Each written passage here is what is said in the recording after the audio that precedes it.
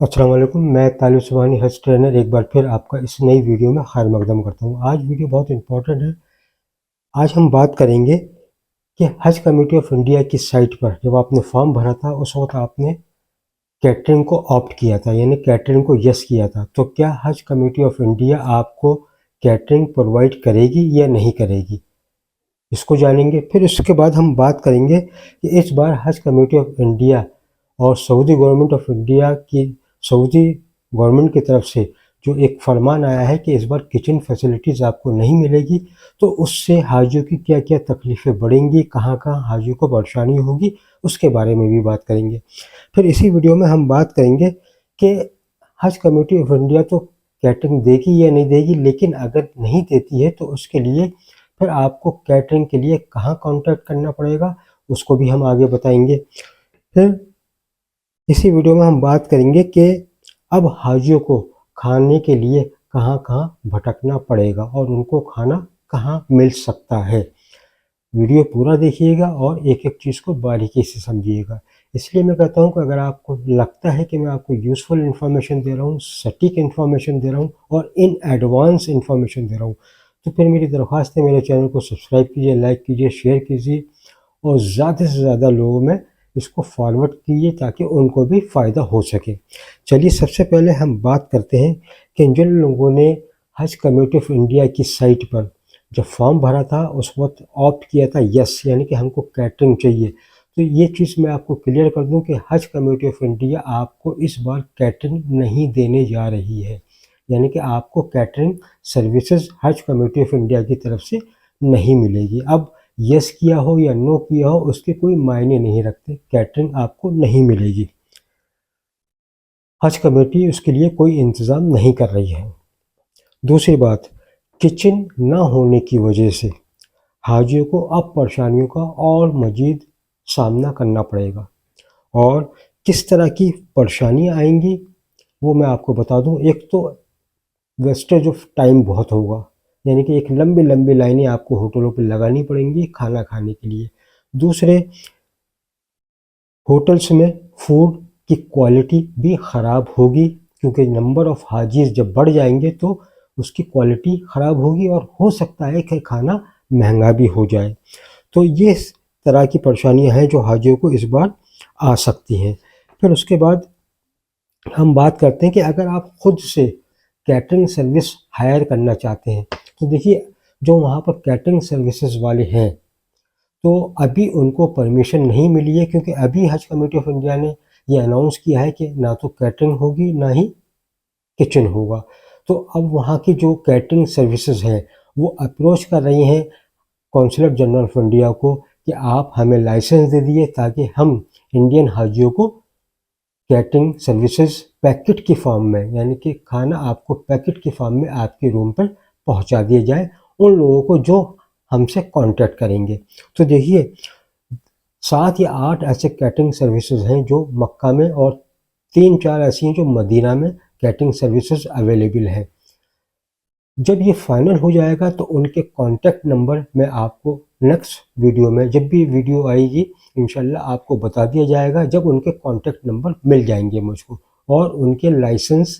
مل جائیں گے کہ وہ انڈین حاجیوں کو اپروچ کر سکیں۔ ابھی یہ بات چیت چل رہی ہے، ابھی فائنل نہیں ہے۔ جب فائنل ہو جائے گا تو آپ کو ان کے تمام کانٹیکٹ نمبر میری ویڈیو کے ذریعے آپ کو مل جائیں گے، لیکن ویڈیو کے ذریعے جب ہی مل پائیں گے جب آپ میرے چینل کو سبسکرائب کریں گے، لائک کریں گے، شیئر کریں گے اور زیادہ سے زیادہ لوگوں میں اس کو فارورڈ کیجیے تاکہ جب کانٹیکٹ نمبر آئیں تو میں اپنی ویڈیو میں ڈال سکوں اور آپ اس سے فائدہ اٹھا سکیں۔ اور اگر آپ کو لگتا ہے کہ میری انفارمیشن یوزفل ہے اور ان ایڈوانس اپڈیٹ دیتا ہوں میں آپ کو، تو پھر میرے چینل کو سبسکرائب ضرور کیجیے گا اور شیئر زیادہ کیجیے گا۔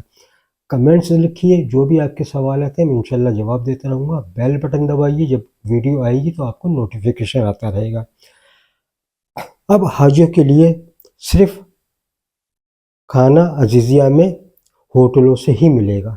جو ہوٹلس ہیں وہاں پر ان سے ہی کھانا آپ لے سکتے ہیں، یا مکہ کے آس پاس جو ہوٹل ہیں، مسفلا ہے، وہاں سے مل سکتا ہے۔ تو ہوٹلوں پہ لمبی لمبی لائن ہوگی اس بار، اور ہوٹلس یعنی کھانا پرچیز کرنے کے لیے آپ کو تھوڑا سے ٹائمنگ آپ کو چینج کرنے پڑیں گے۔ اگر دوپہر کا کھانا آپ کو چاہیے تو آپ 10 یا 11 بجے کھانا لے آئیں، ورنہ دوپہر کے بعد بہت زیادہ رش ہوگا اور ہو سکتا ہے کھانا نہ مل پائے۔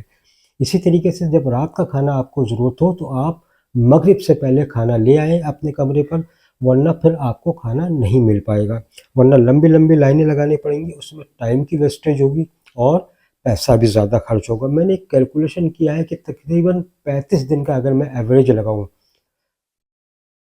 آپ کو 35 دن کھانا ہے، کیونکہ 1-2 دن آنے جانے میں نکل جائے گا، پھر 5 دن حج کے نکل جائیں گے، تو 35 دن کا میں نے ایوریج لگایا ہے۔ تو پر ڈے پر حاجی یعنی کہ ایک حاجی کے روزانہ 35 ریال خرچ ہوں گے،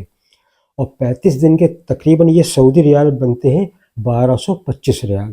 اگر ہم اس کو کنورژن کریں انڈین روپی میں تو تقریباً 30,000 کا اماؤنٹ بیٹھتا ہے، جو ایکسٹرا برڈن ہوگا اس بار حاجیوں پر، یعنی کہ یہ ایکسٹرا خرچ ہوگا حاجیوں کو، کیونکہ جب وہ کھانا لے کر جاتے تھے تو وہ اپنے سستے میں کھانا بنا لیا کرتے تھے، ایک وقت کھایا، دوسرے وقت تھوڑا سا ایسی ارینج کر لیا، لیکن اب یہ 31,000 روپے پر حاجی کا ایکسٹرا خرچہ آئے گا حاجیوں پر، اور یہ ایک پریشانی کی بات ہے، یہ حاجیوں کے لیے ایک مصیبت ہے نئی طرح کی، جو اس سے پہلے نہیں ہوتی تھی۔ اب مسئلہ یہ آتا ہے کہ جو ایجڈ حاجی ہیں یا جو بیمار حاجی ہیں وہ 30-35 دن لگاتار ہوٹل کا کھانا نہیں کھا سکتے، ان کے لیے کیا انتظام ہوگا؟ تو ان کے لیے یہی ہے کہ وہ آپ تھوڑا سا فاسٹ فوڈ ٹائپ کا اپنے یہاں سے لے کے جائیں، چنے، بسکٹ، مکسچرز، انرجیٹک ڈائٹ اور کھجور، فروٹس، اس کا زیادہ استعمال کریں، اور وہاں سے بھی آپ فاسٹ فوڈ کی شکل میں خبوص ٹائپ کی ایک روٹی آتی ہے، آپ اس کو بھی لے سکتے ہیں، اور دال وغیرہ پہ گزارا کرنا پڑے گا، کیونکہ لائٹ ڈائٹ میں آپ کو سادہ چاول مل جائیں گے، دال مل جائے گی، سبزی مل جائے گی۔ روٹی آپ اگر تندور کی نہیں کھانا چاہتے ہیں تو خبوص نام سے ایک روٹی آتی ہے، آپ وہ لے لیں، وہ بہت ہاضم ہوتی ہے۔ لگیج میں گروسری آئٹم یعنی کہ کچن کے آئٹم اب آپ کو نہیں رکھنے ہیں، برتن، آٹا، دال، مسالے، یہ سب کچھ نہیں رکھنے ہیں، کیونکہ یہ چیزیں آپ کے استعمال میں نہیں آئیں گی۔ روم کے اندر انڈکشن سختی سے منع ہے، ہیٹر سختی سے منع ہے۔ اگر کسی کے روم میں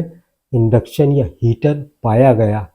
تو بلڈنگ آنر جو ہے وہ اس کمرے کو سیلڈ کر سکتا ہے اور فائن بھی لگ سکتا ہے آپ کے اوپر، کیونکہ جو الیکٹرک وائرنگ ہوتی ہے بلڈنگ کی وہ اس کیپیسٹی کے نہیں ہوتی کہ آپ ہیٹر یا انڈکشن چلا سکیں۔ اگر آپ نے چلایا تو فالٹ ہوگا اور پھر آپ کا سامان لے لیا جائے گا، انڈکشن بھی چھین لیا جائے گا، ہیٹر بھی، اور فائن الگ ہوگا۔ اس لیے میری درخواست ہے کہ انڈکشن یا ہیٹر لے جانے کا آپ مت سوچیے گا، کیونکہ انڈکشن اور ہیٹر آپ کے لگیج میں بھی الاؤ نہیں ہے۔ صرف آپ الیکٹرک کیٹل لے جا سکتے ہیں چائے وغیرہ بنانے کے لیے، الیکٹرک کیٹل الاؤ ہے، وہ بھی چھوٹی، زیادہ بڑی نہیں۔ اور گزارا کرنے کے لیے بیسٹ طریقہ یہی ہے کہ فروٹس، کھجور، چنے، مکسچر، اس طرح کی چیزوں کا استعمال کریں اور اللہ پہ چھوڑ دیں، اللہ آپ کی آسانی کرے گا، کیونکہ دیکھیں یہ حج کا سفر ہے، آپ اللہ کے اوپر چھوڑ دیں، جو بھی تکلیفیں ہیں وہ آپ کا امتحان ہے، اس لیے آپ اللہ سے دعا کریں کہ اللہ آپ کے پورے سفر کو آسان کر دے اور قبول فرما لے، اور یہ جو وقتی طور پہ جو یہ پریشانی آ رہی ہیں اللہ ان کو دور کر دے، اور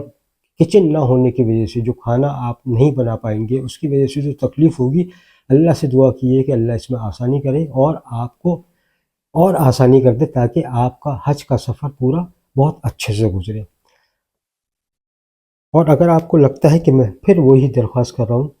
کہ میں صحیح انفارمیشن دے رہا ہوں آپ کو اور وقت پہ دے رہا ہوں، تو میرے چینل کو سبسکرائب کیجئے، لائک کیجئے، شیئر کیجئے، اور درخواست ہے کہ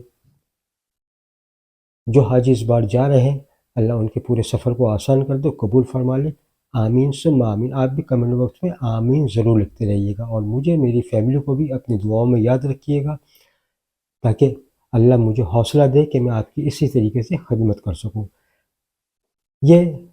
وہ امپورٹنٹ جو ویڈیوز تھیں اس میں سے دوسری ویڈیو تھی، ابھی 1-2 ویڈیو اور ہیں جن پہ امپورٹنٹ ٹاپکس پہ بات ہوگی انشاءاللہ۔ چینل کو دیکھتے رہیے، ویڈیوز کو دیکھتے رہیے اور فارورڈ کرتے رہیے۔ ابھی تک کے لیے اتنا ہی، اللہ آپ کا نگہبان۔